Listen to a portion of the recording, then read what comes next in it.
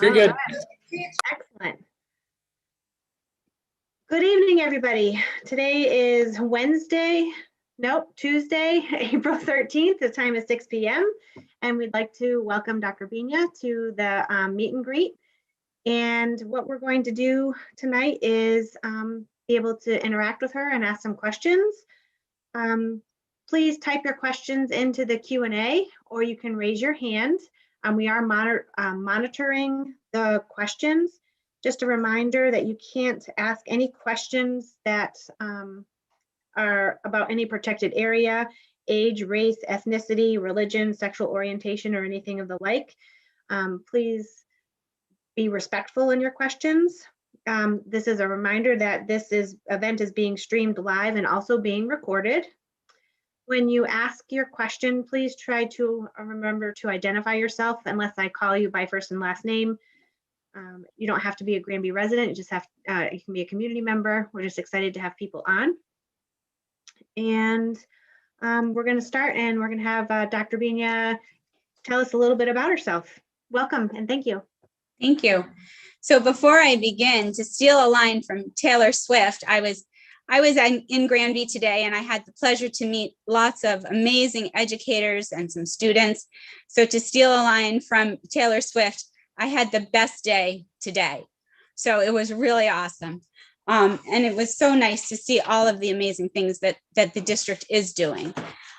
So a little bit about myself. I'm sure that you saw the bio that is posted, but to add to that, some of the writing that I've done that is important in terms of what we're doing in education would be that I've looked very deeply at special education practices, social justice, high leverage principal practices, and public-private partnerships, which came up several times today in conversation in thinking about how to engage the community in some really important work that the school system is doing. On a personal note, I have 3 grown sons who make me proud every day. Most days we should say, because, there's that occasional glitch. And I have 3 wonderful daughter-in-laws who keep them in line. And then I have 5 grandchildren ages 4 and under who keep me busy on weekends and love to come over and play. So that keeps me very busy on the weekends only. And also, just as a side note, that does make me a very young grandmother. So just to keep that in mind, right? I've been in education a long time in a lot of different ways, both public, private, and it's been a joy and a passion of mine. So I hope to continue that, the tradition going. And just one little side note is I have a dog who has learned to ring the bell to go outside. And I'm nearby the door. So if you hear a bell, it's just him wanting attention. So I'm happy to take on some questions and try to help you know a little bit more about me. Excellent, thank you. Okay, we're waiting for the first one.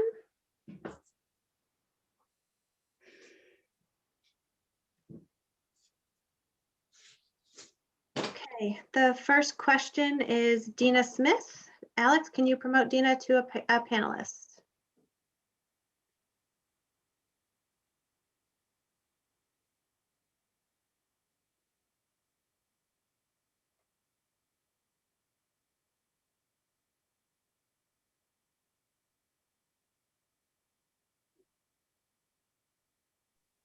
Dina, you're still on mute. There you are. Hi, thank you. I didn't know if you were just going to read my question as I submitted in the chat.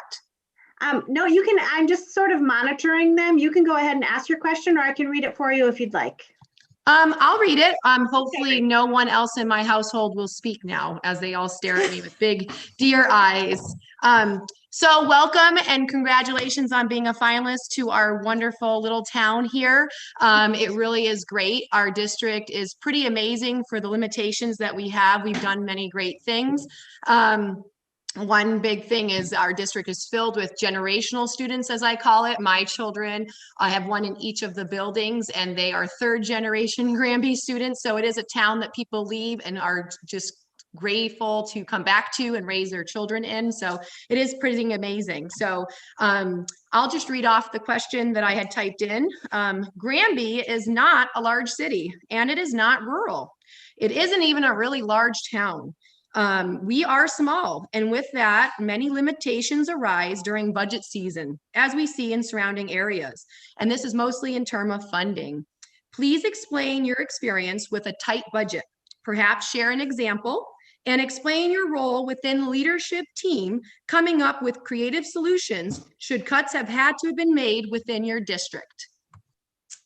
All right, so thank you. I actually, in terms of the generational piece that you spoke of earlier, that was something that was very noticeable and spoken about several times, both in my initial interview and also today. And it is one of the most endearing and amazing things that I think I've heard about the district. The legacy that you bring, that your families bring to the district, makes it a very special place. So that's very exciting to me. In terms of budgets and budget cuts and having a tight budget to work with, it's that's always something that we deal with. I don't think there's ever enough money in a district, regardless of the size. We always, as educators, we always want more because we think that more is better for our children.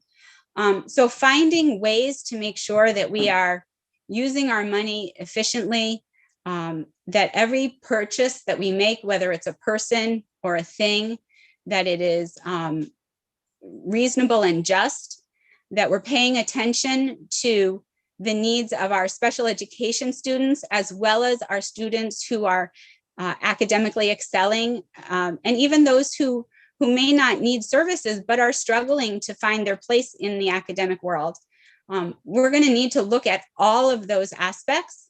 We're going to need to look at what programming we can bring in or partner with other people, whether it's vocational schools, private schools, technical schools, community venues, whatever we can do to increase our budget without actually without using more money that we don't have. And one of the things that I mentioned earlier were the public-private partnerships. So finding ways to work with the community. For example, I have partnered with several of the local colleges to bring in practicum students who are with us for the full year. That allows us to bring in extra interventions into the classroom and extra eyes on the playgrounds, and sometimes extra coaches for sports. So they're all things that we need to look at in order to increase our budgetary access. I'm not sure if that answers your question completely, but that's what I would be looking to do. Thank you. Okay, the next question I have, I've been asked to read. This is from Jessica Randall. She says, good evening. Can you please discuss your top 3 priorities if you are to become superintendent of Granby Public Schools, and briefly, how you implement or introduce those priorities to us? Thank you.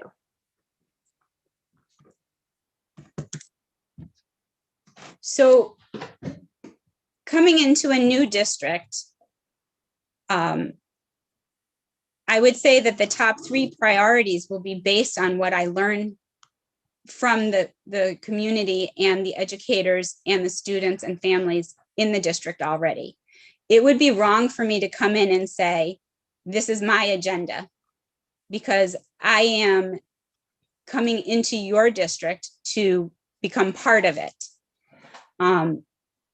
So I'm not going to say that I would do X, Y, and Z, because those things need to be decided collaboratively. However, we all want to ensure that students have an academic education that is second to none, We want to make sure that they are emotionally supported, physically, intellectually, socially supported. So we need to make sure that those types of things are part of our priorities. But again, our priorities are determined by district need and by what our families think is important, and the community as well. So that's kind of the short answer, but not really. It's not my decision completely as to where we go. But my job would be to ensure that we make those decisions together and move forward in a way that makes sense. Excellent. Alex, can you promote Jen Silva, please?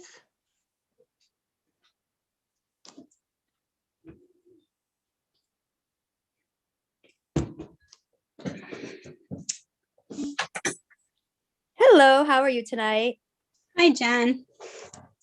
I was just wondering, how important do you feel relationships with town management are, and how would you go about building them? Town management is a part of the education process, just like the community, the students, the staff. We all have to work together for student success to happen.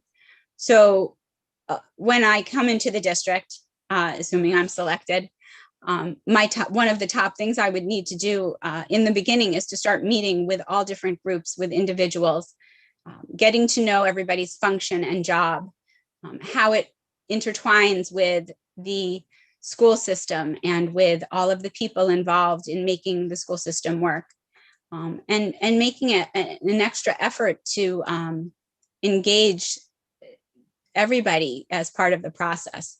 I think, we only work if we work together. There's a saying, teamwork makes the dream work, and that really is true. I work with a number of community members right now, town people, but mostly within my neighborhood, and a lot of our city people to make decisions on what's best for the community that I am part of right now. So I would want to continue that tradition. Thank you.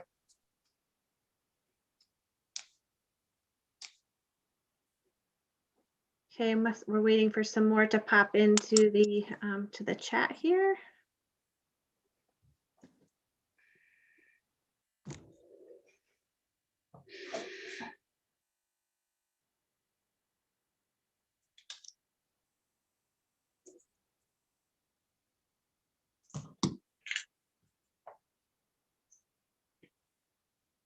I'm sure there's more questions out there.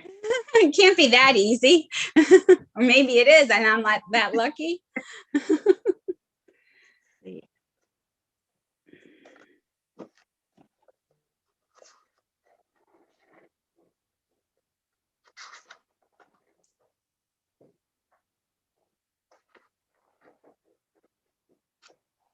Oh. Okay. Alex, can you please promote Donna Danette?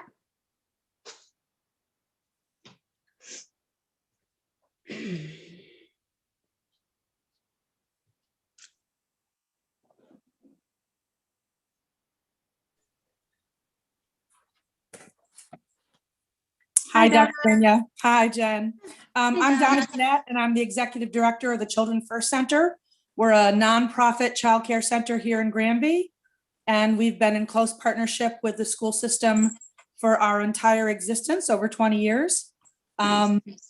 We serve, we have one small toddler classroom, several preschool classrooms, a private kindergarten, which is approved by the school committee in Granby, and we have an extensive OST program in which we work very closely in partnership with the school. So I was excited to see that you have an early childhood background, and I'd really like to hear you talk more about that background and how it informs your decision-making and the role of 0 to 5 in the educational continuum. Sure. So a little bit more about my background would be my first degree was in early childhood education from Springfield College. I worked for a few years, and then stopped to have my children. And when I did, I opened a home daycare. So I've did daycare for quite a few years, and then I came back into education. When I came back, I began in a private kindergarten. I did that for 5 years, and then I moved back into public school. I was a preschool teacher at Zatella in Chicopee for 5 years. So, and my classroom was right next to the autism room. So we often shared our classroom with students who needed a little bit more support sometimes. And those were great experiences, some of the best of my teaching career. Interestingly enough, I've written a book on 0 to 5 special education practices, which I'm happy to share with you at some point. And so the beginning of those years, they're the most critical. We need to get started right away. Students who need more care need early intervention. Families need support. We need to make sure that we are doing everything we can to bring children into the school system ready to learn. So all the supports that we can get them, that's obviously helpful to them. And then we need to look at what is academically appropriate and developmentally appropriate, and how we bring those into the classroom for the students can make the difference between success and frustration for them. So being very mindful and looking critically at what children need individually and as a group. So. Do you have any experience partnering with private for-profit or private nonprofit centers that are serving 0 to 5 to help increase the number of children receiving early education? I don't. So I currently work in a building that's kindergarten through 5. So I don't have the pleasure to deal with the little ones anymore.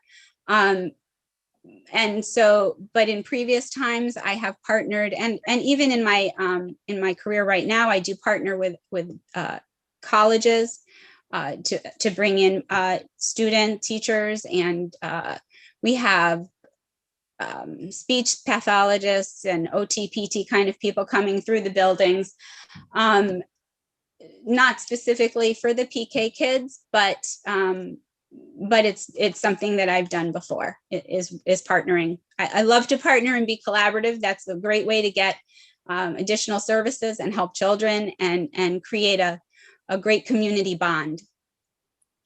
I think that we are seeing a moment in early childhood that hasn't been seen in our country since 1971. And I think we've got an influx of funds coming in. We've got federal, state, and local passion on the issue. And I think it's really time for like-minded individuals to collaborate and think outside the box and rebuild a system which is in many, many ways very broken. Talking of higher ed, one of the things that I talked about to the candidate last night, Mr. Sullivan, is expressing an interest in supporting the workforce for early childhood, which is currently in crisis, by going back to programs that were in existence about 20 years ago, where high schools did identifying folks who are interested in potentially going into the field.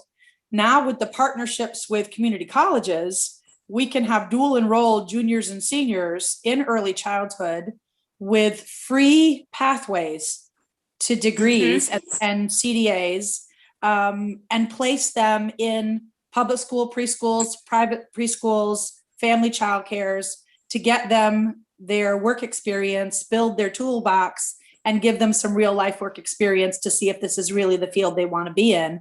Would you be interested in partnering to look at that for Granby High School? Absolutely. So I currently partner with Putnam Vocational School, who has an early childhood program. For the past 3 years, at least 3 years, we have had upwards of 4 to 6 juniors and seniors coming in, working in our kindergarten, our first grade, and our life skills classrooms, as well as we had someone who was very interested in PE. So they they shadowed our PE teacher. And so that was another way that we had students come in. And I think it was an amazing experience for everybody. So I absolutely would be interested in partnering like that. And our community colleges are a great resource. So we definitely need to tap into that. That's, when I talk about public-private partnerships, that's part of it, Right. reaching out to colleges, reaching out to the community and seeing what we can do to help not just our students who are going on to college, who already have a vision of what they want to do, but we have some amazing students who want to go into the vocations, and whatever we can do to help promote that. I mean, that's a boon for the community. Thank you very much. Thank you for your Sure. time. Absolutely. Thank you. Okay, the next one is an anonymous question, so I'll just read it for you. Granby has had some substantial turnaround over the last few years and needs stability. How long have you been at your most recent job, and where do you see yourself in 5 years? So I've been at my most recent job, I've been a principal for 8 years in the same building with the same amazing, mostly the same amazing staff. We built it over time. I am not one to bounce around. I like to find my niche and make a home and a community around me. So honestly, I would love to see myself in Granby for the remainder of my years. I'm very open about it. I'm 58 years old, and I'd like to find a home for the rest of my career, which would be, quite a while. I have no plans to retire. I'm too young. Told you before, I'm a young grandmother, so I got plenty of time to go.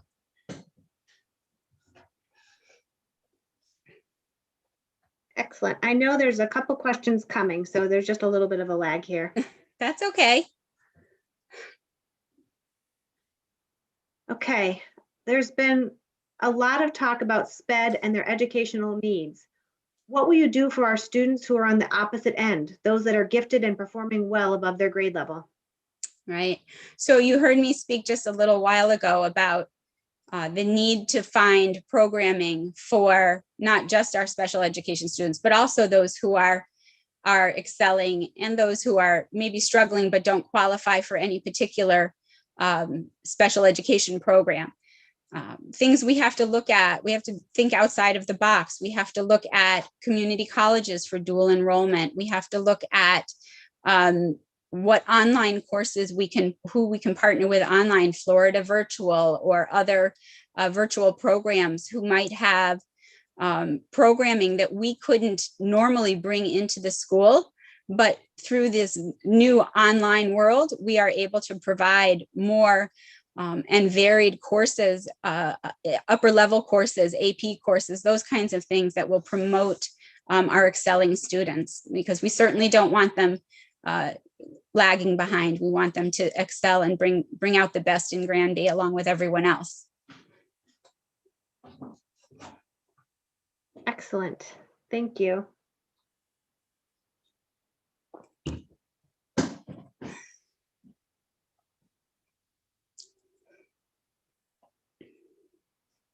I know someone, let's see. Oh, here they go. We got some popping up here. Can you promote Dina, please? Dina Smith. Oh, never mind. Don't do that. She said to read it aloud. I didn't get to that then. This is a question from my son, an 8th grade student. He would like to know what your viewpoint is in terms of when budget cuts are required. Do you feel there are programs that are more expendable than others, i.e. music, band, drama, sports, etc.? Or do you find that these types of programs are just as important to a student's school experience as his or her classes, both at the elementary and high school level? Dina, your son is amazing. He has asked a great question. My 3 sons were academically involved. They also were 3-season sportsmen. And my middle son was in the band. I was telling Mr. Sargent today, he was a trumpet player in elementary school. And as he got to high school, they needed a tuba player. I had just paid for the trumpet. And so then we moved to tuba, and the trumpet sat in the basement for the rest of the time. But he was very happy playing the tuba on the field. And so I would have to say that all programming is equally important. It is never easy to make budget cuts. And you never want to do that to the detriment of students or staff. That said, sometimes it is necessary. We would also need to look at how we could maybe make changes that wouldn't require us to cut. So again, looking at what's in the community and how can we provide some services that maybe otherwise we wouldn't be able to afford. So I would like to think that we would be very mindful in creating a community and a school that has a little bit of everything. Excellent. I have another anonymous question. What about Granby makes it attractive to you? If you've conducted research about our town, what are some takeaways you've been able to identify? So I think, so I grew up in a town, I've said this already today, but you obviously need to hear it too. I grew up in a town that was 3 square miles. Our land mass was small, our town was small. It was always a place that felt homey to me. And while you have a lot of land mass, you have a small school community, but the heart that I saw today and that I've heard about all along is even larger than your land mass. Your community spirit, your family feel.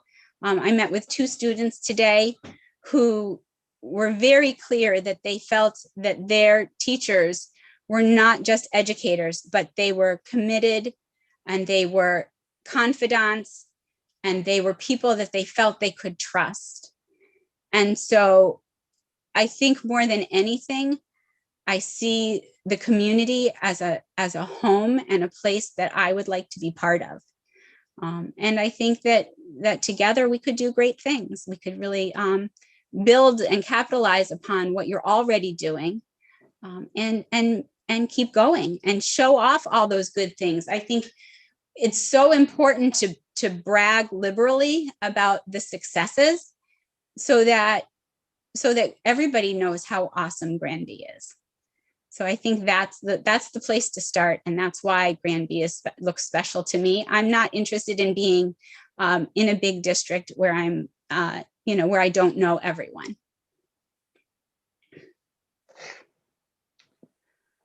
Next question. What are your thoughts on improving the high school building and the 6th grade not fitting into East Meadow? Yeah, I did hear about that today too. And as an outsider, I would say it's something that we would definitely need to do some more research on. I would need to become part of the community so that I can better understand all the ins and outs of what has been occurring. I think that it would be wrong for me to make a judgment call tonight on what should happen, especially for the 6th grade. Obviously, when buildings become too small for the population, we have to look at other options. So we need to see, what are the numbers looking like coming up? What can we do to find a middle ground that people can agree on? Because let's be honest, we're not always going to agree with all the decisions that are made, right? I know that's been happening. But if we can find that middle ground where most of us can agree that we can live with the decision, that's a good place to be in. That's a good starting point. Yes, the high school has some room for improvement, and that again, we would need to look at together. What are the things that we think need to be done immediately? What are the things that we think can wait? Is there a way that we can maximize what's already there? And maybe we don't need a whole overhaul. Maybe we need to add something smaller. Maybe we need to change something around. I'm always looking for creative solutions. I've been in buildings where I've moved walls and made classrooms out of a library and a library out of a kindergarten. So there, a creative thought process goes a long way to helping, sometimes helping ease some of the issues that we find ourselves in. But it all begins with a collaborative approach, making sure that everybody is heard, making sure that you take everything into consideration, and then looking for solutions that are agreeable to the majority of the people. Thank you. All right, next question. What are your strengths as a leader, and what would you say would be an area for personal and professional growth? My strengths as a leader. I'd like to think that I'm calm under pressure. I believe that I am transparent. I don't jump to conclusions. I give my staff leeway. I love when my staff comes to me and says, hey, we have this problem, but we think we have a solution. And then we can talk about what that is and decide if that's the best direction to go in. I do not micromanage my staff. I don't believe that that's necessary. If you have the right staff in place, then you trust them. And if they need some support, you find ways to support them so that they can be successful. I am only as successful as my team. And when my team has trouble, it's my failure, not theirs, because obviously I haven't supported them enough to help them fly. So that's my job always, is to support my staff and my families and my students to make sure that they are able to do the things that they need to do. And the other part was, what area of to improve upon. Right. Well, I would have to say that as a newly minted superintendent, I would need to be cognizant of the things that I haven't had to do before. So making sure that I crossed all my T's and dotted all my I's would probably be the area that I would move towards. I am a go-getter. I will look for answers. If I don't know them, I will not give up. So I think that wouldn't be difficult, but it maybe take me a little bit of time. But I'm definitely up for the task and excited about the possibilities. Excellent. Next, can you talk about a time or situation recently where you had to manage a group of people who were not happy or satisfied or being very negative, and you were able to turn them around and build them into a supportive, effective team? A team. Oh, a time when I've had a trouble with a team. I mean, I've had a few occasions lately where I've had to turn around some families. My teams have been have done pretty well lately. I guess I could say that through COVID, we have struggled a bit, especially at the beginning, to find our way. Last March, we were all thrown into this online world. There was not a lot of professional development that was available at the time for us. And I think some of my staff struggled to find their way. We had to work hard to get to a place where we felt that we were doing what was right for children. And I think that one of the things that I said to my staff was, you need to be okay first. So you need to find your way. We need to do this together. We need to work towards a professional response. And we need to find how we can best connect with our students and our families to create a positive atmosphere. Giving people a little bit of leeway to do that made a world of difference. And I believe my staff was happier for it. And we did actually find our way, and I'm happy to say that we've done fairly well this year remotely, and we've turned ourselves into a performing team. So I think that it wasn't that people were angry or upset, but it was difficult for them to find their way, and we had to do that together. I think everyone was feeling that. I think so. I think, that you heard it all over the district and all over every district. It was the common thread. What areas of professional development do you feel are important for teachers and staff? And what ways would you see the district providing PD?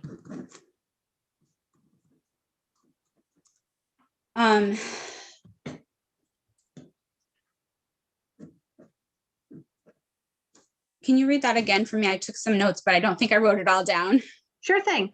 What areas of professional development do you feel are important for teachers and staff? And what ways would you see the district providing PD?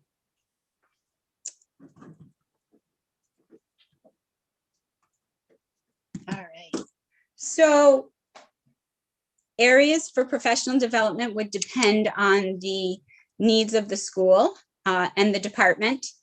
I think one of the things I heard today was that there are some areas in which educators are interested in learning more about and maybe need to learn more about, and that paraprofessionals are interested in similar things as well as some specifics for themselves. So I do believe that paraprofessionals should have similar training in many aspects to educators because they're in the classroom with them and they can't help the educators if they don't know some of the same material.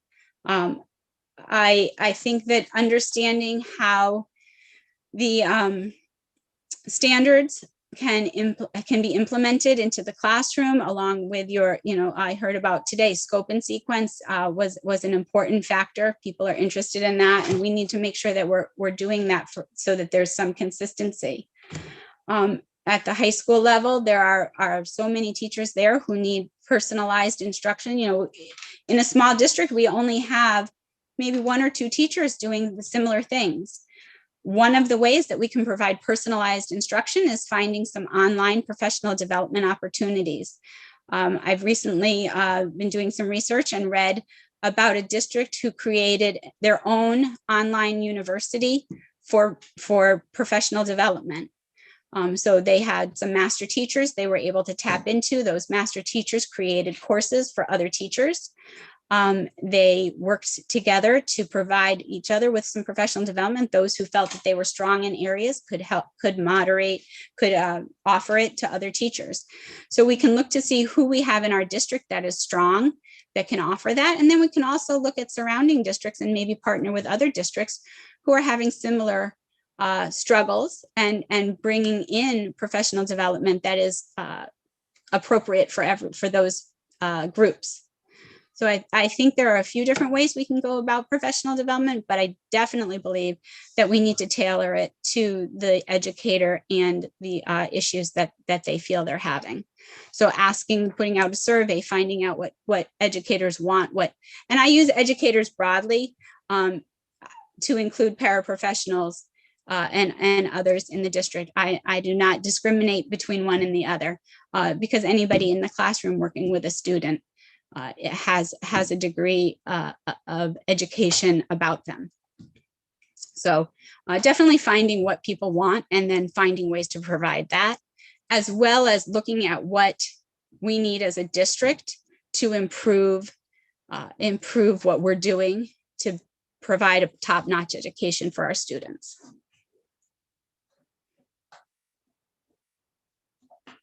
Whoop, you're muted, Jen. My phone started ringing, so I tried to mute it. We've got a big bank of questions now, so we're good. Yeah. All right. What's the biggest challenge you face in education? Not having money, right? Not having enough money. We never have enough money. We just talked about that. So I think, again, ensuring that we're using our money appropriately and that we're finding other ways to infuse our budget, whether that's working with colleges, working with community vendors. This morning I spoke about, we work with a group, Links to Libraries, and they bring in readers to the classroom so that they're getting more experience with reading, having all different kinds of opportunities to bring in different programs and whether that's virtual or in person, to promote our education. We need to find ways to do that because the funding isn't really going to change very much. So we need to find the ways around that. And I definitely think that that will be something that continues onward, even though, we're talking about having an influx of money.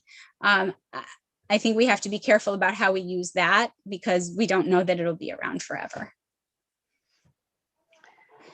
What are your thoughts on standardized testing? Is it beneficial or is it archaic?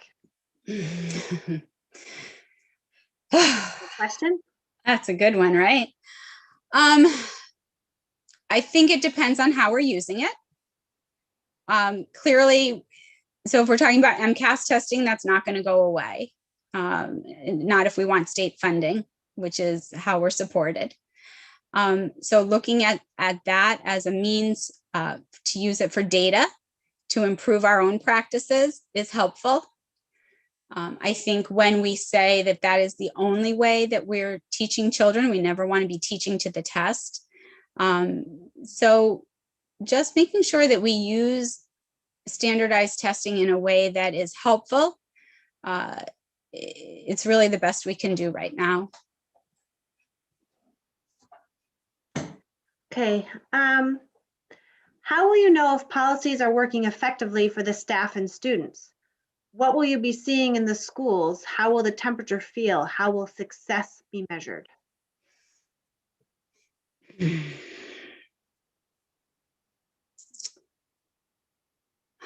So I think when I begin, we're going to need to look at everything. I'm going to need to review all of it and see how it looks and feels in the buildings.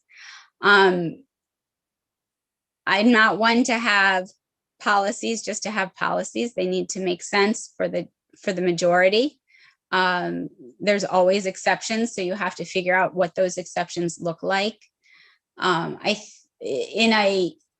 a high performing, high energy community school in a collaborative environment, it feels there's a definite vibe that is comfortable, that is happy, that you can feel it, it's palatable.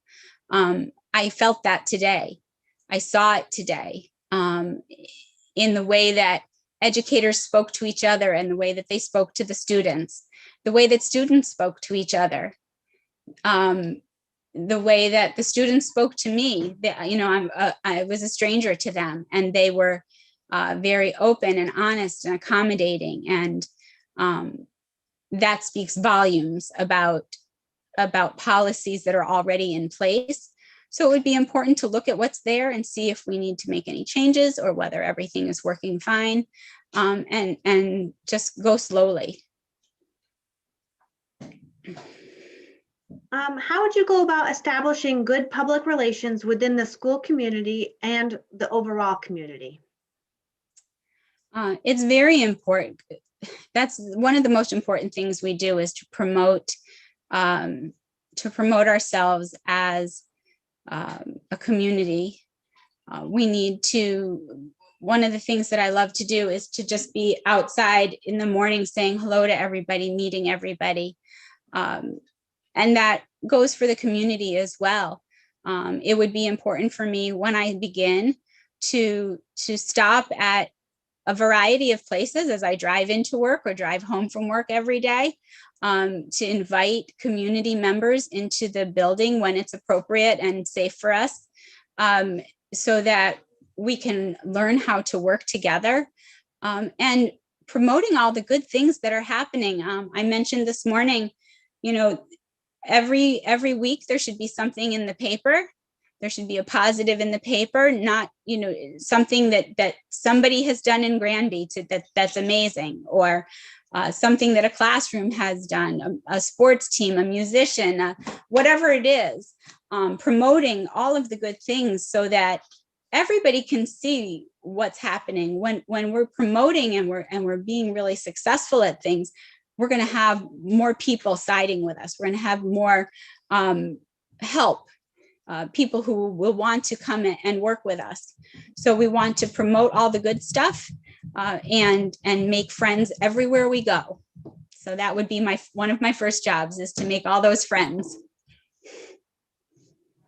So this one's sort of the same. It's got a little bit of the same flavor, but there is a bit of a distinction. So I'm just going to read it the way it goes. What have you done in your district to increase communication within your community? So this is relating to where you are now. And what would you do to bridge the gap between our town and our school's relationship? So again, I think similar things, reaching out to the community, making those connections, introducing myself, introducing the school and the things that we're doing. I do that. I don't know if any of you read The Republican, but there was an article last week about Glickman School, which is where I am located currently, about how we have come back into hybrid learning, and the things that we're doing to ensure that our students have a comfort level. We use tapping as a social emotional tool. We do it every day, and our students have taken that on. So ensuring that that we're promoting the good stuff, and that excuse me, that and that's one of the things that I've done in the building, is to make sure that we have that social emotional bond with our students, and that we're able to promote them. Okay, this is the last question that I have in the bank, but we'll see. There'll probably be some more that pop up. One of the benefits of the Granby school system is that we can have smaller classes. What is your ideal class size, and how do you feel about school choice? Class size is a tough one, because I do believe that students learn better when classes are not huge, but when buildings are of a certain size and you can't just magically create a classroom outside, right? You have to go with what you've got. Then we need to look at how many students we have to put into a classroom, or what our options are for classrooms. So interestingly, there isn't a lot of there isn't research that specifically states that smaller classroom sizes are better for students. If you look across several continents, you'll see that there are a variety of classroom sizes, many much larger, where students are still learning. But I know that from experience that families are always happier when class sizes are smaller. I have class sizes anywhere from 20 to 30 currently. And I can't say that any one particular class does better than another based on that size. But there are always particulars that go along with that. So we would look at what we had available to us. And in terms of school choice, when it's appropriate, I have no problem. I have no problem one way or the other with it. I think it gives the community, if children are leaving, then we're losing a little bit of money. So if we have school choice and we have the availability to have children come into our community, we're making some of that money back, which then turns around and we can do more for our students. So I don't think that there's a problem with it. It's when we have too many students leaving that becomes a problem. If we are making really solid decisions in our district and we're able to keep our students in our school, that's all the better for us. So that would be one of the things we want to look at, is what are we doing and how can we keep some of our students? Okay. Please comment on your expectations of building administrators as it relates to the culture they create in their own buildings, and how you would address an issue that may come up regarding a member of the leadership team.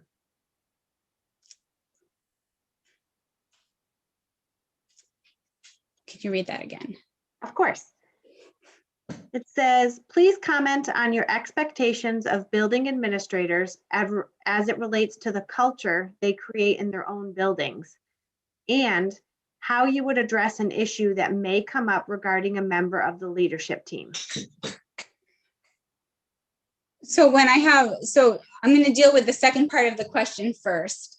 When there are issues with a leadership team member, those types of issues are always dealt privately and personally and in person, so that we can work together to find a solution, whatever that solution might be.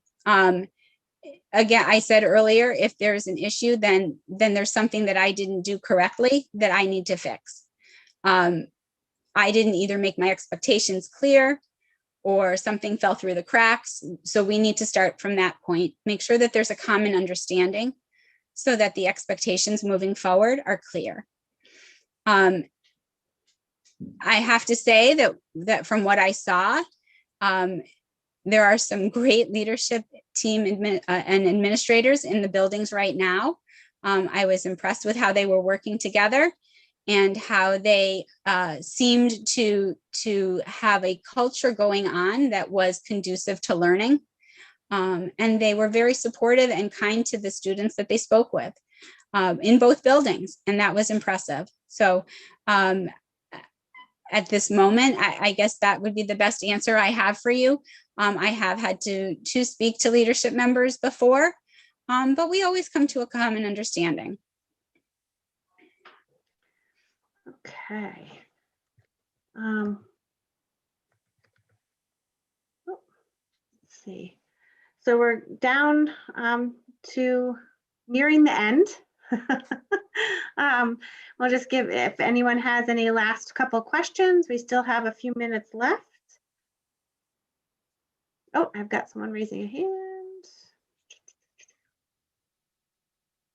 Let's see. Can't see it.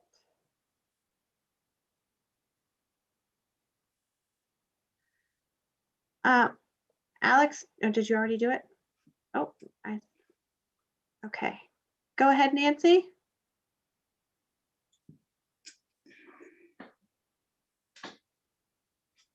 She's still muted, Alex.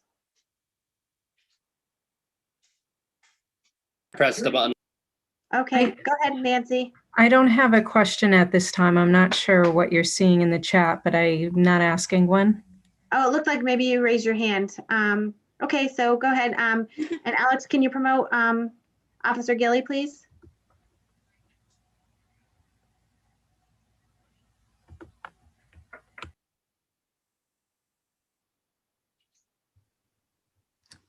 Hi.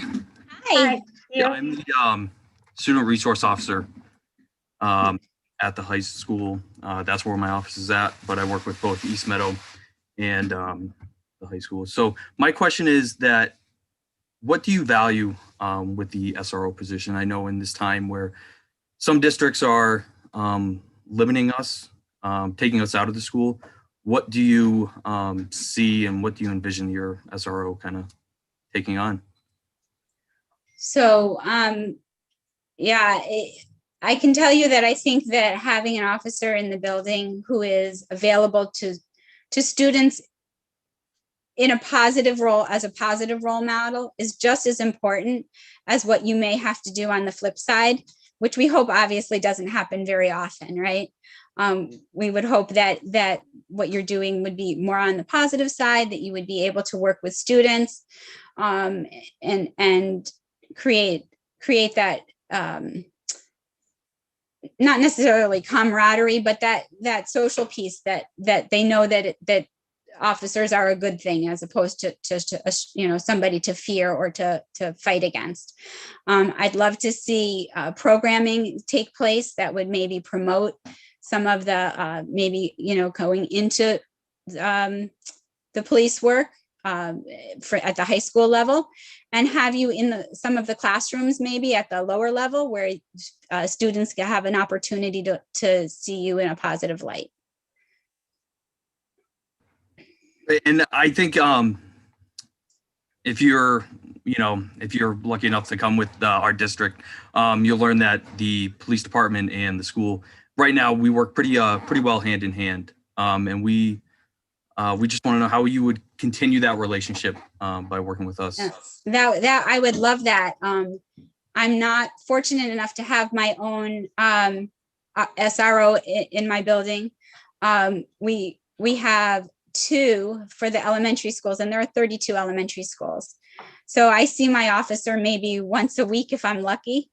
And we always walk through the building. We see the kids. I make sure that they're aware that, there's somebody here who's on their side, who's interested in learning about them. And I think that's really important. So any positive experiences that we can promote are definitely top on my list. Well, thank you. Thank you. Thank you for all you do. Thanks.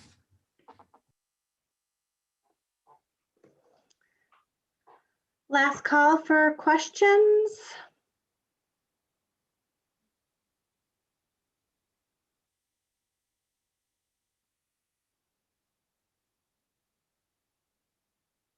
We'll give it a minute.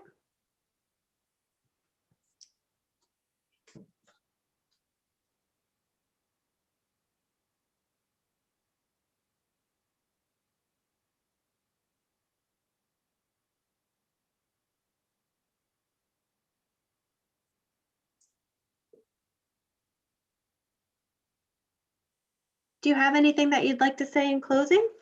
I would just like to thank everybody for their time tonight and for the questions. And I hope I was able to give you a better idea of who I am and what I believe in. I am very much a servant leader. I believe that we have to work together and that there is no job that is not important, and I'm willing to do it all. At my interview, I mentioned that I would even vacuum the assistant principal's rug on my first day. So I've got my vacuum ready if I should be so lucky as to be your next superintendent, and I'm excited about that possibility. Thank you so much for your time, and thanks to everyone that joined us tonight. And we'll see you on Thursday Thursday night. evening. All right.